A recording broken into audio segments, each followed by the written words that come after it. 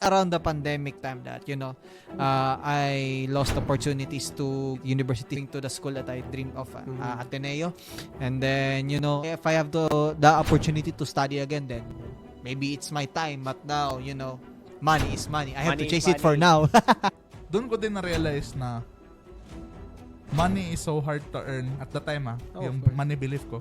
Money is so hard to earn and is so easy to spend. That's why mga iba nga, di ba, like, ginagawa nila para makaalis sila dun sa responsibility na yun, they get married. So that they have their own family, so that they can get out of that past burden. You're saving up for something else na mas maganda eh. Why do you have to spend it right now on something na biglang mawawa? Hello and welcome to Press Play Podcast! Ay, mali. Ano pala yun? Ano yung Sky Podcast, be?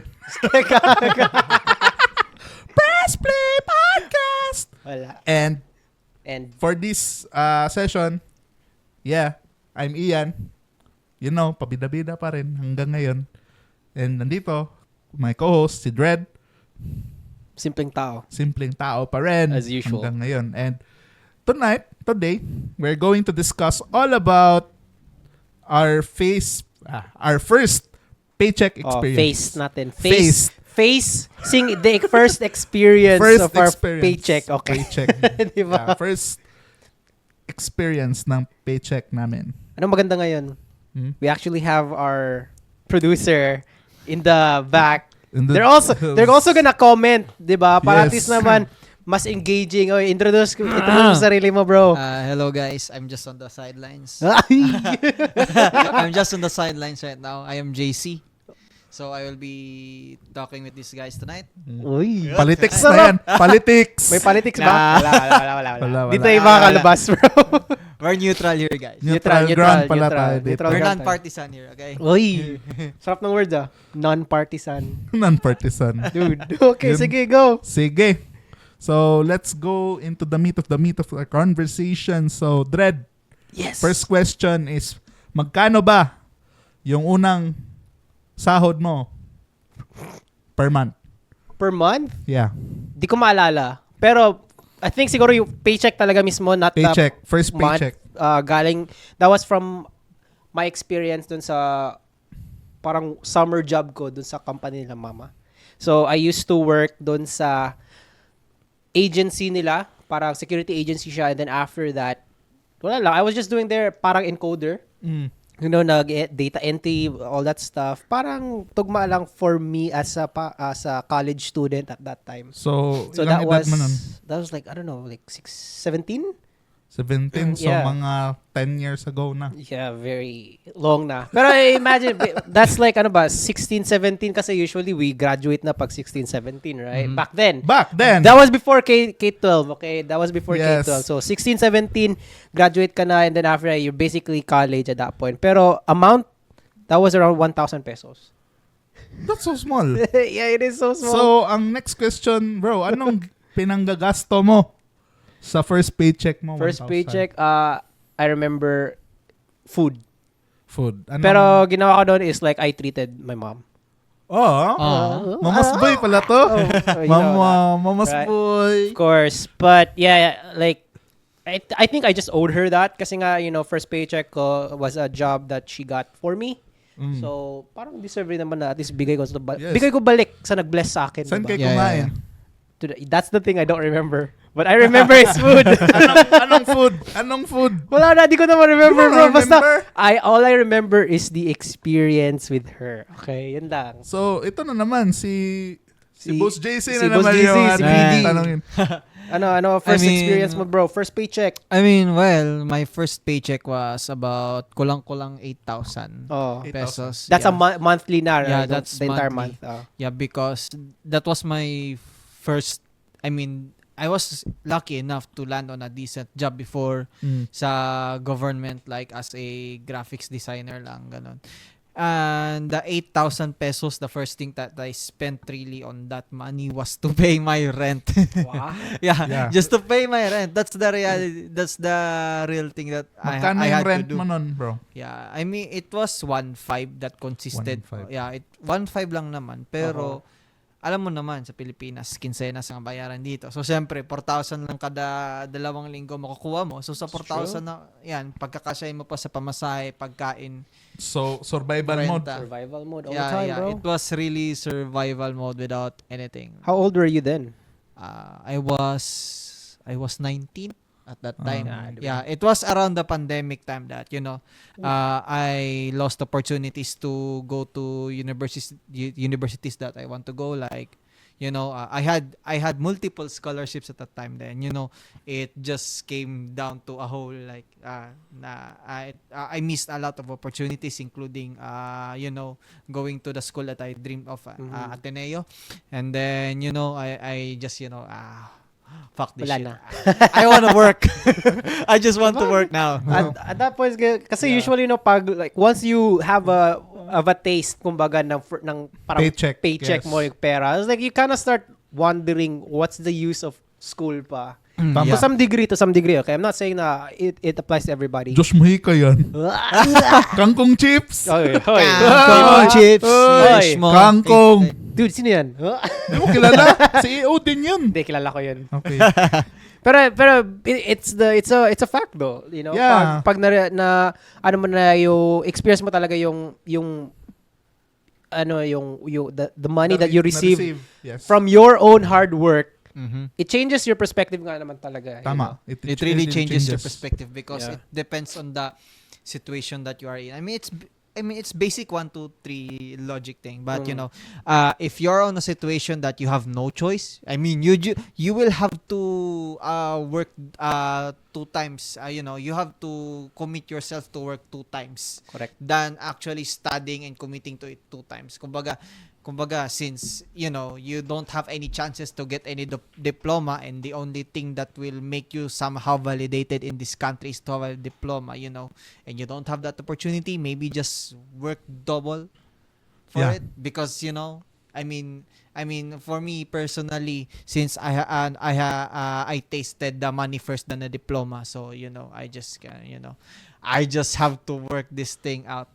If I have the opportunity, if I have the opportunity to study again, then maybe it's my time. But now, money is money. I have to Money is chase it for money. now. That's true. Yan, that's true. Ikaw yan. First Well- paycheck experience, when was it as well? Oops. First talaga yung formal na work. Anything. Anything. O sige, lagay mo na lang, basta paycheck. Sa paycheck. Sweldo. Sweldo. I think I was working 2016 sa karinderya ng auntie ko. Wow. Server. Server, Yan. Server lang. Then, 200 pesos Per day? per day. Then, 4 Not days. bad. So, That's not bad. 800. 800 per week ka. Hindi siya per week. Parang 2 weeks lang. Ata. Oh? Parang ano lang. Try lang. Try lang. Okay. Siyempre, mahirap talaga yung work kasi galaw-galaw talaga, di ba? That's true. Galaw-galaw. Then, effort talaga yun. Tapos, doon ko din na-realize na money is so hard to earn at the time Oh, yung of course. money belief ko. Money is so hard to earn and is so easy to spend. Correct. So, para bang yung 800 pesos inipit-ipit ko pero at the end of the day, kapag na gasto mo na siya, wala na. Ana. Where did you spend it ba? I think Yu-Gi-Oh cards. Yu-Gi-Oh! Yu-Gi-Oh cards. That's Yeah. my hobby. Long time hobby, no? Up until now, meron pa din sa akin yung cards ko. Although, wala masyado akong time ngayon mag-play. Anytime kasi pwede ako magbalik. Yun yung mga nakaganda. So, shout out sa Davao Yu-Gi-Oh community. So, lilubog-lilitaw lang ako pero pabalik-balik ako. If I really need to unwind and distress, punta talaga ako. Oh, that's So, good. just to play. Diba? Expensive talaga siya na hobby. That is so good though. Because like at least nga, diba, like you have to balance rin naman eh. Kasi sometimes we are conditioned rin, unfortunately dito nga sa Philippines talaga na we are very conditioned to just spend our money on the basic needs. Yeah. You know? At least yun yung parang thinking talaga. Pero unfortunately, meron rin naman parang flip side nun na lahat, they just work and then after that, gastos lang bigla. Yeah. 'Di ba? Kung ano yung let's just say yung kinita mo for the 2 weeks is like what? Siguro palabas na natin 10k, 'di ba? 10K. So meaning monthly mo is 20,000. 20,000. So ang mangyayari nun like 10K, you worked for that for 2 weeks and then after that, nung Friday na yun, or na-receive mo yung paycheck mo, di ba? Like, you just spend it right away. Parang Yeah. bilis lang mawala. Mabilis talaga siyang mawala, lalo na if you are the breadwinner, tama ba? JC, di ba? Yeah. Like, marami kang responsibilities. For example, kuryente pa lang, bro. Yeah. Sa amin, ngayon, 4,000. It's crazy. Yeah. We got our 6,000, bro. 6,000? Really? 6,000 Sa lang, amin. dalawa. Oh, that's just that. So, technically, a person right now, no, living in the Philippines, do you think a single person, Oo. syempre, can a single person live on 20,000 pesos salary per month? Do you think? What do Probably you think? not. I mean, like, if siguro, like, matipid ka, you don't eat out, you try everything that you can para makatipid. Siguro 20,000 is enough, but I don't think it's going to be enough for you to thrive. It's just enough for you to Yes. survive. Yes. You know? It's enough for you to survive. That's it. That's not easy.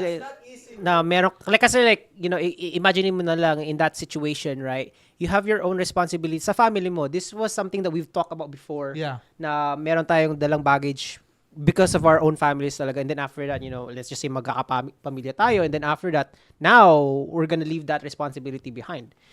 Yun ngayon, now na, for example, in this case na meron ka pang sariling family na binubuhay, magiging responsibility talaga yon, and then mahirap yun siya i-juggle with your current life. That's why mga iba nga, di ba, like, ginagawa nila para makaalis sila dun sa responsibility na yun, they get married. They get So married, that they have their yes. own family, so that they can get out of that past burden, di ba? So, Pero nga ang iba, since may mahal naman natin yung mga families natin, Yep. mga parents natin. So we also share in the burden that they have, you know, nakuha nila, na-accumulate nila. Bro, I think this episode has been one of the realest we've talked. Kasi nga, like, this is all about bills, guys. bills ba? This is all about bills. So, reveal naman ka dyan, Diba? bro. Ano yung binabayaran mo every single month with no fail? Every single month with no fail. Personal ha? Personal. I think for me, more so like yung expenses lang sa bahay, like, because at the end of the day, mahirap ako like, yung situation ko is a little bit different just because like yung money ko is there outside. Yeah. Okay, so basically every time I have to na nagpapadala ko dito, that is automatically pumupunta kay mama para siya na yung mag-allocate, mag-manage. Basically, so in that case, ang nangyayari is like, I quote-unquote pay for the groceries na rin. Okay. Ganon. And then siguro yung mga electricity bills namin. Mm. Iba na rin yung mga other expenses namin na kasi parang pinag-uusapan rin namin ni mama. How about investments? Yeah. Investments-wise, yun. Siya ang nagmamanage ng funds mo? Siya nagmamanage pero I'm the one who funds, obviously. Ako nagpa-fund. Ikaw Pero nagpa-fund? siya nagmamanage para Nice. kasi nga gusto ko rin to some degree rin na yung nakapangalan na lahat sa akin. Para at least sa akin lahat yung responsibilities, but you know, we're still transitioning to that one, and hopefully, you know, kung ano man yung mangyari, you know, we'll get to that point. Di ako nag-assume na magiging maganda lahat ng pero I'm just gonna go through with it. Yeah. Ikaw, bro, ano yung sa'yo?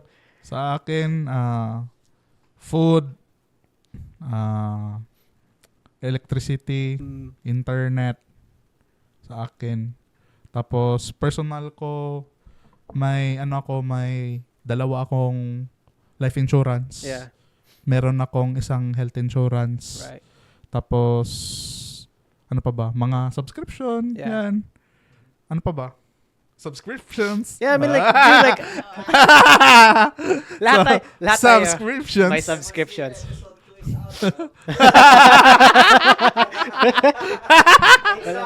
It's out. It's out. Pero yeah, subscriptions. I Subscriptions. think those are, to be honest, like, I don't even consider them as bills at this Ay, tama. point. Tama pala. Kasi it's so small.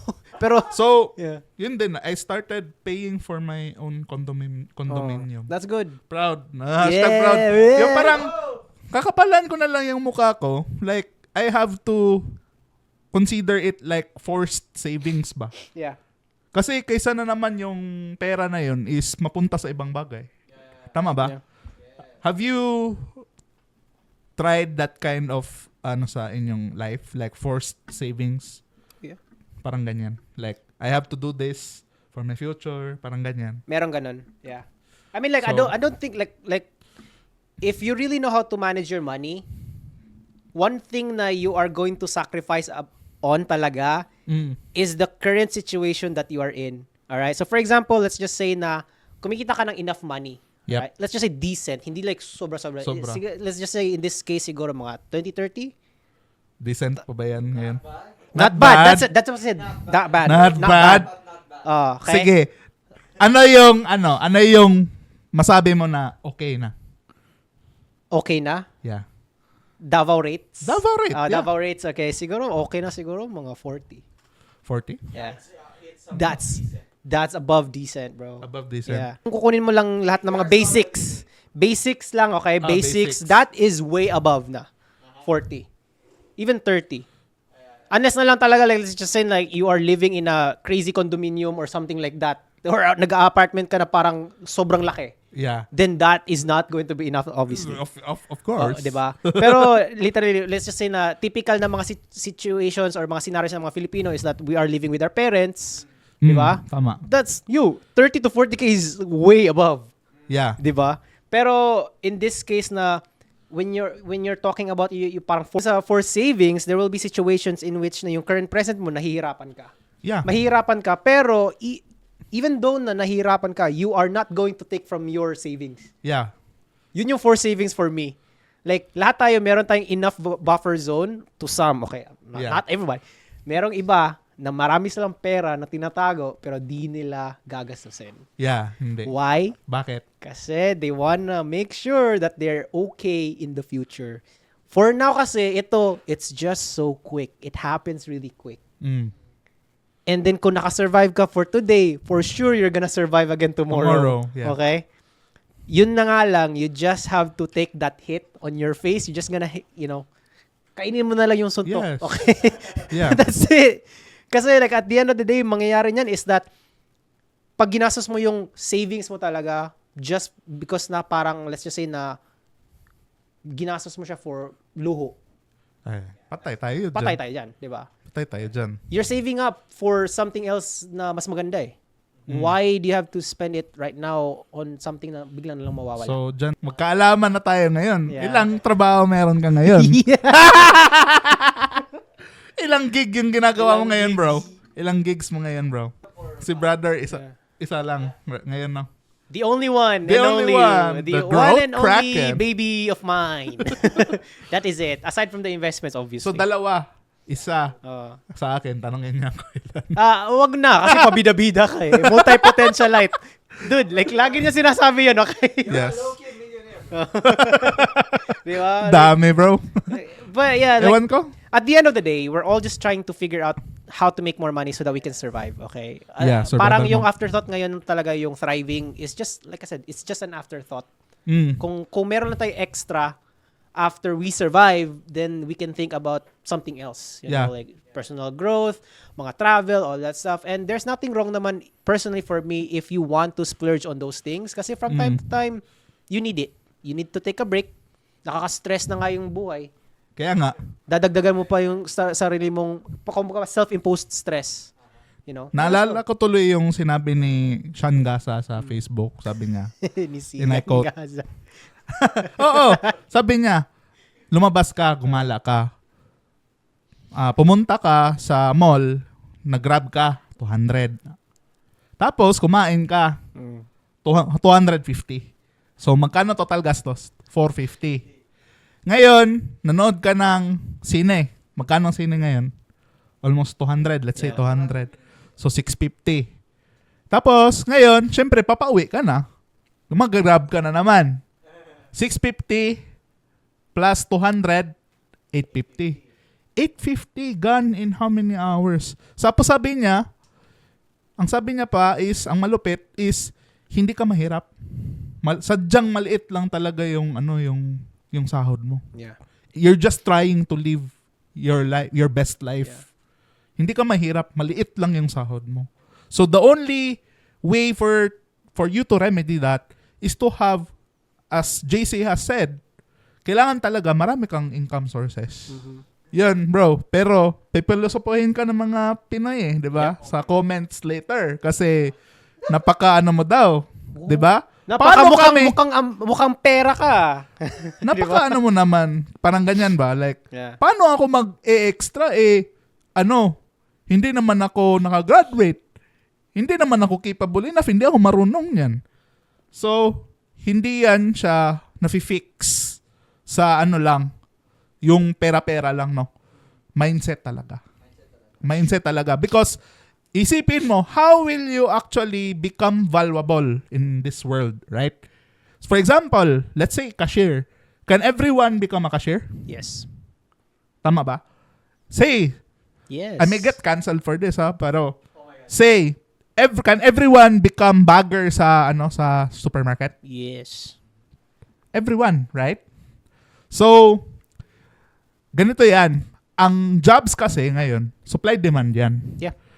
Siyempre, the more common the skill that you have, as if everyone can do it, then obviously, your pay will be proportional din. Maliit. Pero what if your skill, such pares kay JC, video editing na with all the graphics, motion graphics and everything, mahirap hanapin yung mga ganyang klaseng talent ngayon. That is why people are paying more for these kinds of skills, no? Yeah. So, you need to become valuable enough. The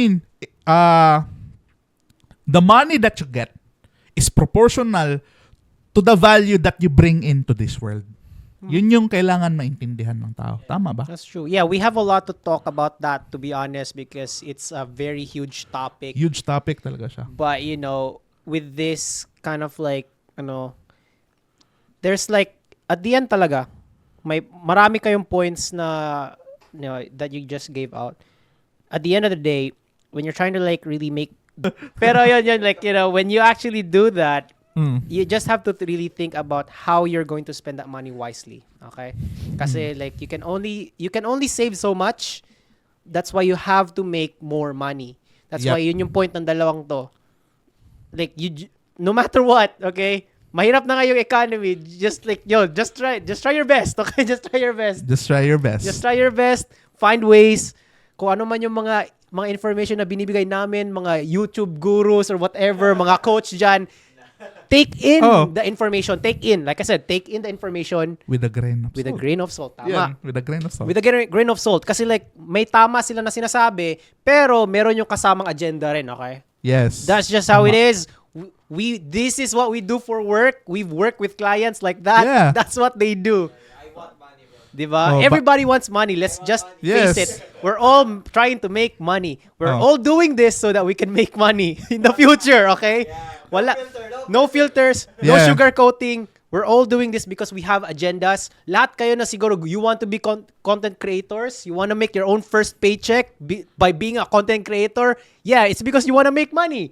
Everybody wants to make money at the end of the day, okay? Yes, make money. So, yun lang. So, if gusto nyo magpa-edit ng mga podcast, 'di ba? Magpa-edit ng mga ads nyo or magpa-market sa mga businesses nyo locally, then consider hiring Growth Kraken, no? Us. Diba? Diba? Then kasi meron kaming team dito. Like, we can't set this up by ourselves. That means we have a team behind us that we're doing the work, production-wise, and then meron kami mga editors that actually does these things. So if you guys need anything, let us know. Message lang kayo. Yan lang. Para shameless plug lang namin yun. Kasi we want to make money. Okay? Shameless plug yun. O, diba? Content creator ka ba? Tapos gusto mo mag-start ng podcast. Pero wala kang technical knowledge, diba? Diba? Wala kang skills to actually implement it.